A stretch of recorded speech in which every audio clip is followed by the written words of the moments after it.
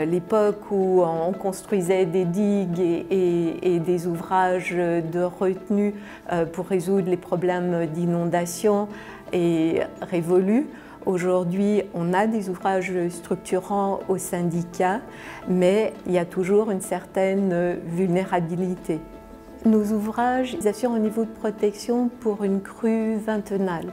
Donc, au-delà d'une crue vintennale, il y a des secteurs qui peuvent être inondés. On a beau faire des études, encore faut-il gérer la crise.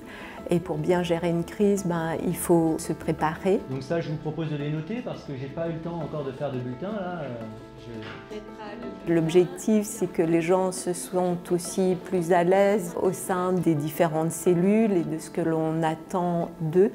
Et puis que le jour J, qu'ils puissent donner le meilleur d'eux-mêmes en fait. Le plus violette vous a dit que sur la télévision qu'il y a plus. Donc notre rôle, c'est d'adapter un scénario de crise au territoire et de monter une équipe d'animation pour animer l'exercice de crise et faire en sorte que ça corresponde au mieux à la réalité. Donc ici, on est dans la cellule animation.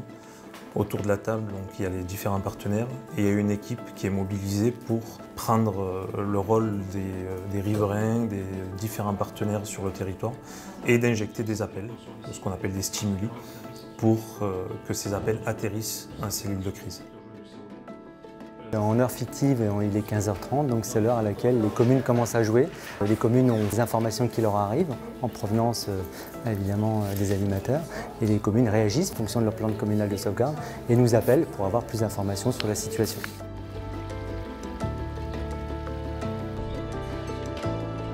Nous avons effectivement un plan communal de sauvegarde que nous mettons à jour régulièrement. Et ce type d'exercice nous permet de voir si effectivement il répond bien aux attentes et aux objectifs fixés par ce plan.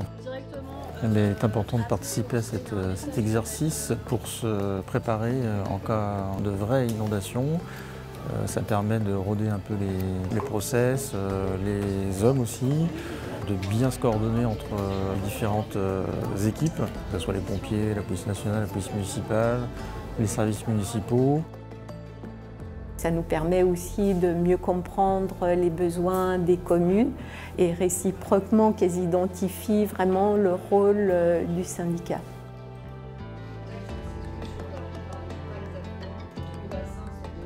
Alors, le rôle de la cellule communication, c'est de déclencher et de rédiger les messages qui sont envoyés à l'ensemble des usagers par l'intermédiaire de notre outil Vigeorge. C'est d'être en relation avec les journalistes, de publier sur les réseaux sociaux des informations qui ont bien sûr été validées avant par le DOS, le directeur des opérations.